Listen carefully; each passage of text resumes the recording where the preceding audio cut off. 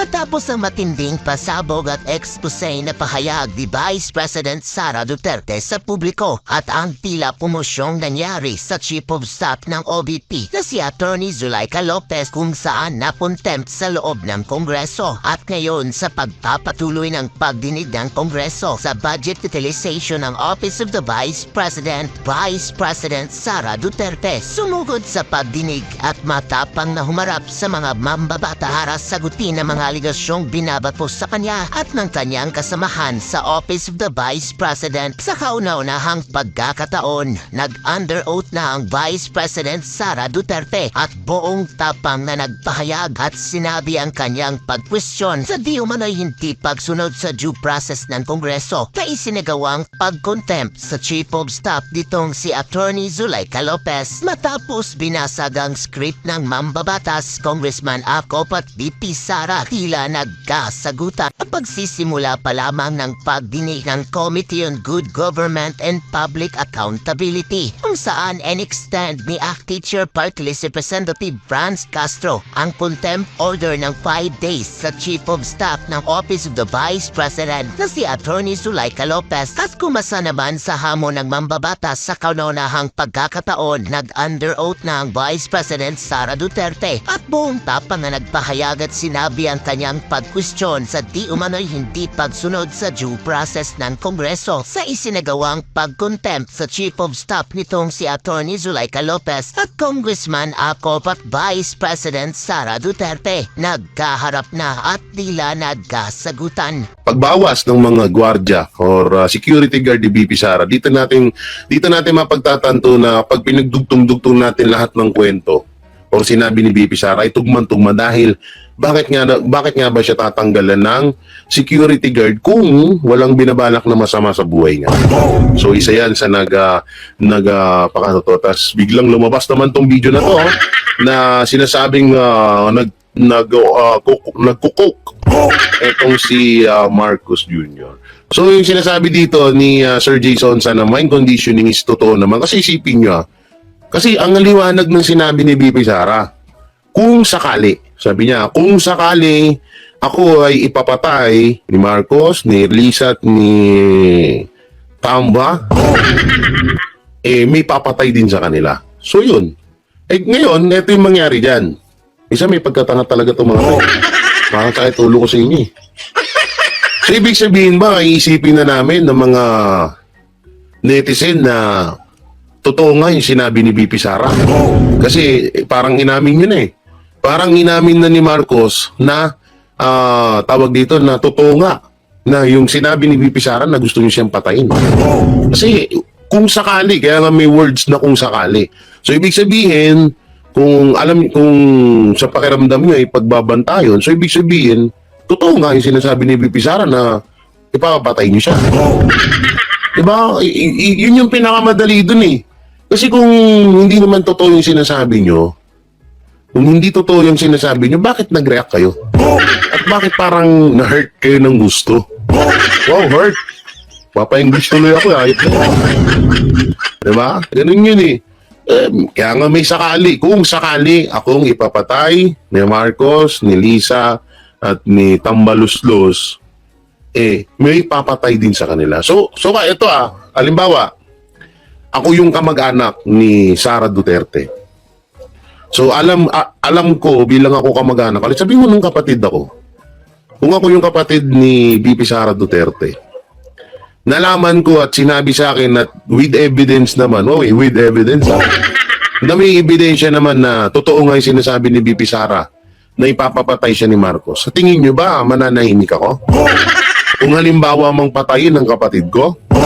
Siyempre hindi, gaganti ako, papatayin ko rin nung pumatay sa kapatid ko. Ganun yun Kaya nga sinasabi ni VP Sara kung sakali. No, pero hindi ko sinasabing ang papatay yung kapatid ni VP Sara, baka maano na naman kayo baka mali yung pandinig nyo hindi ganun. Kung sakali man, di ba?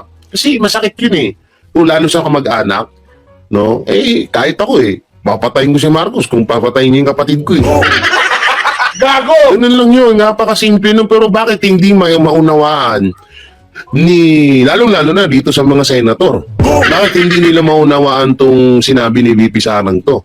So, ibig sabihin, ano, isipin namin, tanga kayo? So, ibig sabihin, naging senator lang kayo, naging congressman lang kayo, pero tanga talaga kayo? Ganun ba yun? Aba, di tanga nga kayo. Gago! Ganun yung common sense lang eh. Ang teteng ako pa, ano yun ha? Apakasimple kasi apakasimple nung sinabi ni BP Sara na bakit hindi maunawaan itong mga punyetang ko. O, samantalang mapunta tayo rito para medyo tumawa naman tayo bago tayo magpunta doon sa drama ni Marcos, no? Dito muna tayo. Yan. Ay, gultugul si Mother, oh. Ito, pasintabi po sa mga ating mga ako po ay may respeto sa mga kababaihan, lalo na sa mga medyo may edad na, no? Pero kung ganito naman yung magiging nanay ko, susumba ko to. Gago! Sabihin ko sa kayo, ba't ka pa lumabas? Ba't ka pa nagsalita? Dapat di ka nagsalita, mukha ka tuloy tanga. Ay, sorry. So, pakinggan natin ang sasabihin ng dating Representative Lisa Masa. Kinumpirmang maghain ng impeachment complaint versus Sara Duterte. O, pakinggan natin. Kahit nonsense yung pinagsasabi nito, pakinggan natin, pagbigyan natin. Okay, game. Mga kasama, Oh, tama na, sobra na. tama na, sobra na. Okay. Ang trapong politika na ito. Trapong politika, tungtuwa pa yung bata sa likod, oh. May bata pa to, siguro mga 16 to 17. Puta na, anong muwang yan sa politika? Baka burbini lang pinapanood yan. Gago! Okay. Tama na, sobra na. Oh, Ang mistusang aso't pusa. anong mistusang? Ulitin mo nga. Kung matatanggal na yung postiso mo, nanay. Okay, pakinggan natin. Tama na, sobra na. Ang mistusang aso't pusa. Mistulang, hindi mistusang. Gago! Teka, kabulol-bulol ka na, mother. Mistusang. Kaya ngayon, ang mga trapo. Oh, Tama na, sobra na. oh, Itong mga oh. ni Obi Nagmura pa. Vice President Sara Sira Duterte. Wow, Sara Sira Duterte. Ano ka pa? Bakit wala ka na sa Congress? Tatanong lang naman. Sino kaya si masira sa inyo? Ikaw na wala ka na sa gobyerno dahil ayaw ka na iboto ng taong bayan, no? Si BP Sara na mas minamahal ng taong bayan. Sino kaya sa inyong dalawa ang may sira? Tsaka sino matinong taong sasalita dyan sa, sa kalsada? Tapos ganyan ang panawagan mo, impeachment. Anong gusto mo? Manaig yung mga adik sa gobyerno? Kailangan siya ay kagyan. Proud na proud si Nening, oh. Proud na proud yung bata sa gilid, oh.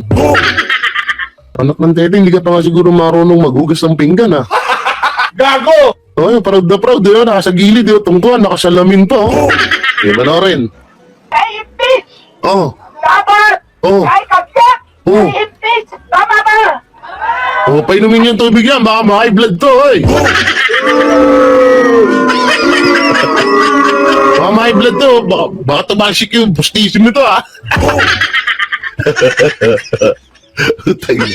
Ito mga dilawan na to, nagpapakatanga po ito. Ano ang sasaw natin sa araw na ito? Oo. Tapos nagtatawanan yung mga nasa likod. Nakakatawa dito kasi yung tipong seryoso ka, tapos yung mga nasa likod mo nagtatawanan. Diba? Si Raulo lang. Ay, naku. Oo. Impeach Sara Duterte. Ba't walang T? Impeach Sara Duterte. Ano po? Kailangan siyang managot sa taong bayan. Sabi ng bata, ano kaya to si nanay? Nakainom kaya to ng maintenance niya?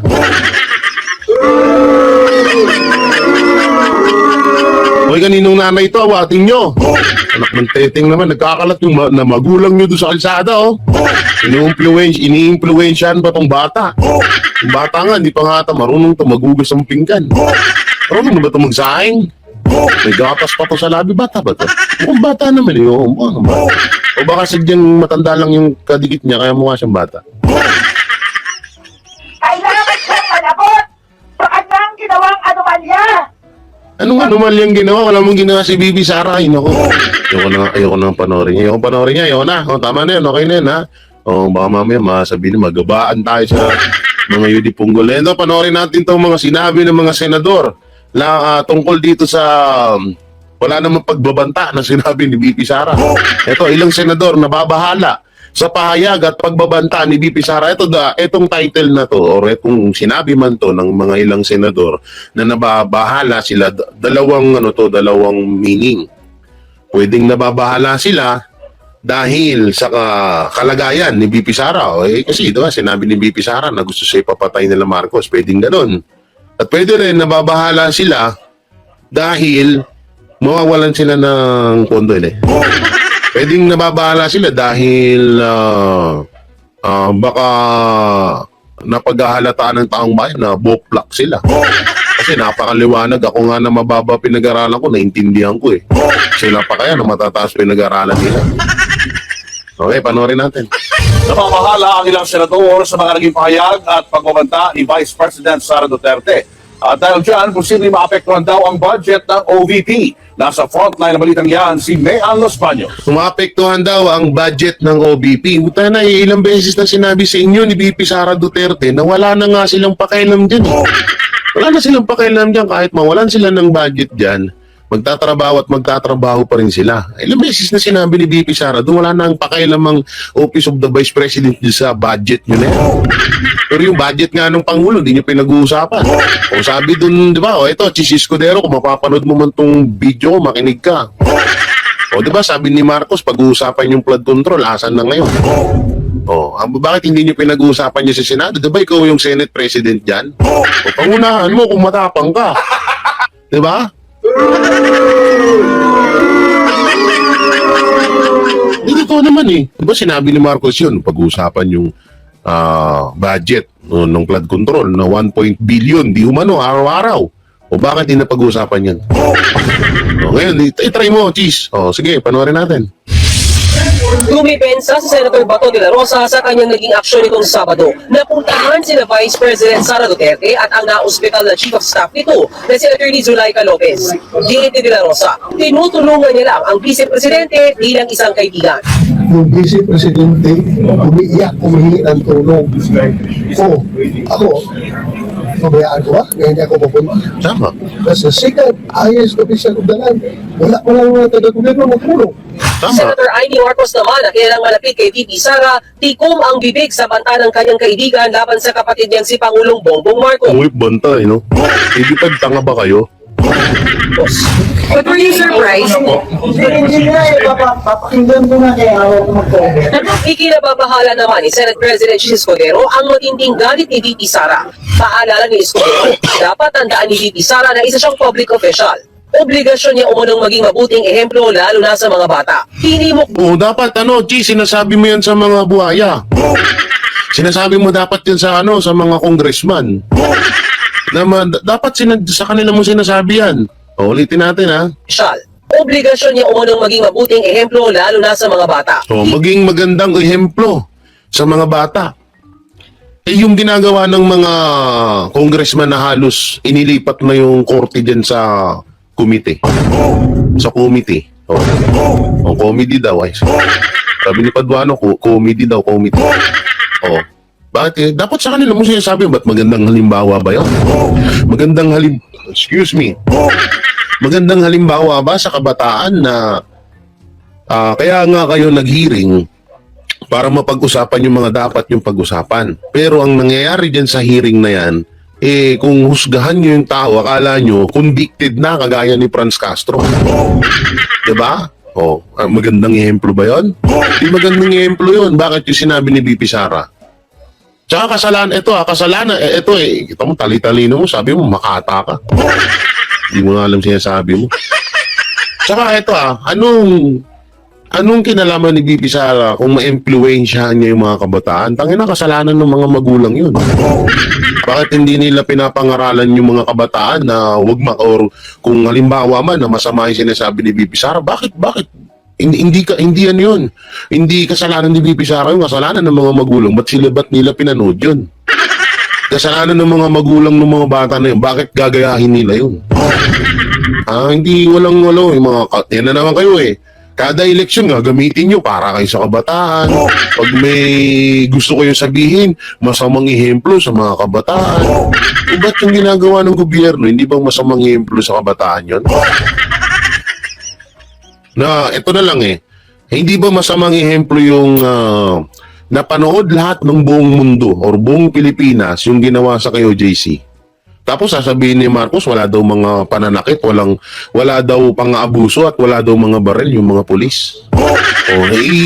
I-connect natin yun sa sinabi mo, Chis Escudero. Kung sakali man mapanood ng kabataan niya, ano isipin nila? Marcos, ganyan pala, dapat pala magsinungaling tayo.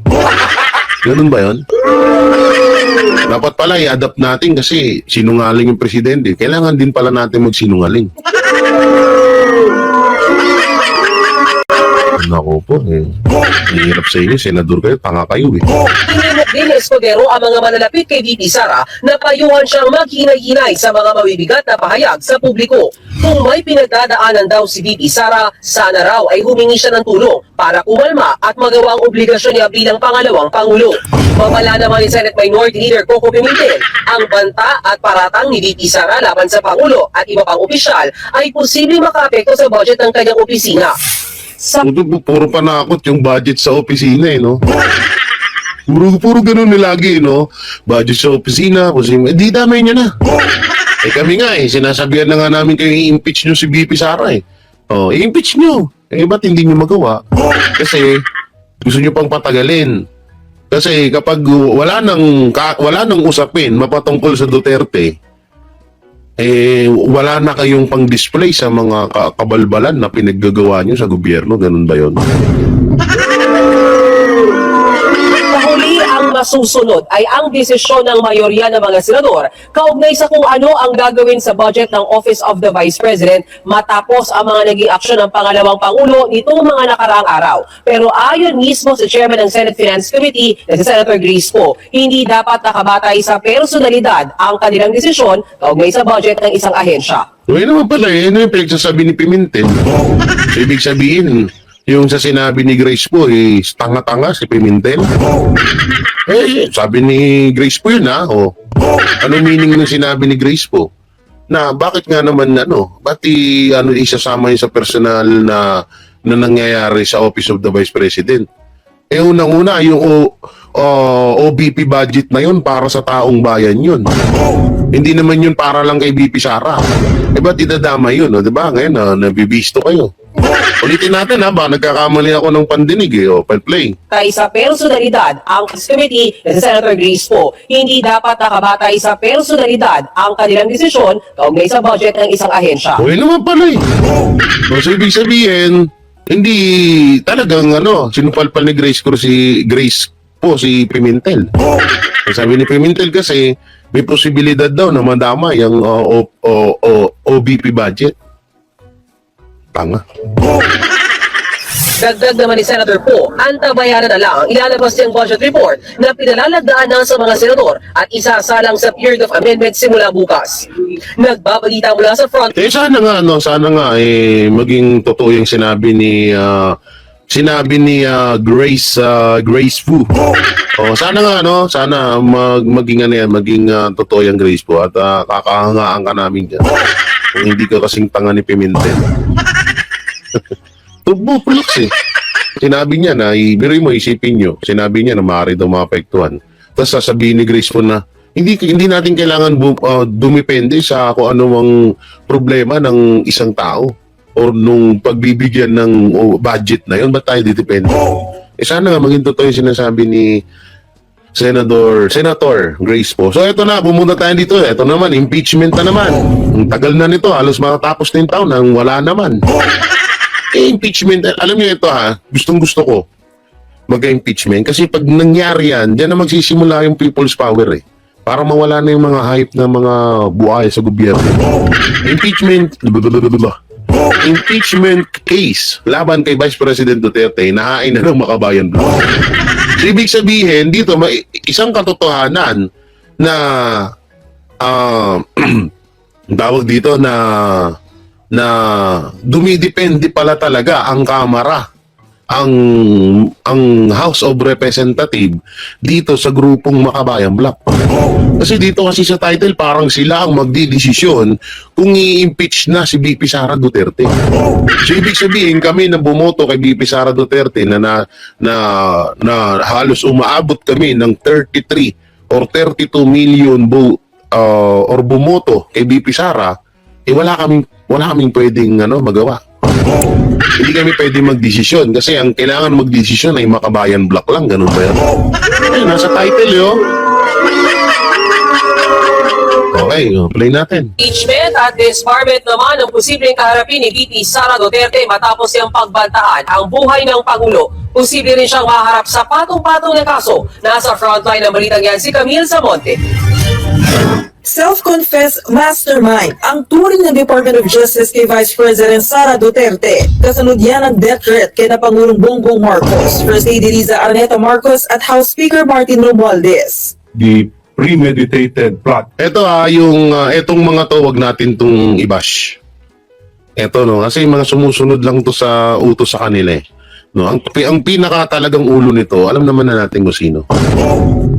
To assassinate the president as declared by the self-confessed mastermind will now face legal consequences. Hahainan na ng NBI ng sabina ang bise bukas para magpaliwanag sa mga death threat. Are giving her a chance, due process, to answer the Yan na naman sa due process. binitiwan sa kanya. No, this is by way. Sana nga meron, no? And we will ask her to appear before our office within 5 days from today. Appear siya sa amin, sagutin niya yung aming mga tanong para mabigyan ng pagkakataon. May investigasyon na rin ang PNP-CIDG. Ito na si Torre. Buhay na naman si Diwata. Kung baka naman walang hitman o baka naman yan ay figure of speech na naman. So, yun ang ating mga titingnan dyan. Ayon sa DOJ, maraming posibleng ikaso kay VP Sara gaya ng grave threat at sedition. Pwede rin siyang ma-disbar dahil bukod sa death threat, nag-abogado siya sa kanyang chief of staff na si Zulaika Lopez. Hindi pwedeng mag-abogado ang vice president, lalo pat dawit din siya sa issue. Maghahain naman ng impeachment complaint ang Makabayan laban sa bise sa katapusan ng Makabayan Block pala si Mother. Yung kanina, yung muntik matanggal yung pustiso. Kaya pala ganun yung Ano mga nakalagay? Abolish. Confidential fund, bayan muna. Duterte, kriminal, ikulong, bayan muna ba? Ito pa yung pinakamasakit dito Yung mga nagrarally ngayon doon sa labas ng veteran, tinataboy or tinatakot ng mga kapulisan. May 2 truck daw na nandun ngayon So ngayon, tingnan niyo sa likod ng mga Makabayan Block, yung mga kapulisan nasa likod. Lupit, kita nyo, di ba?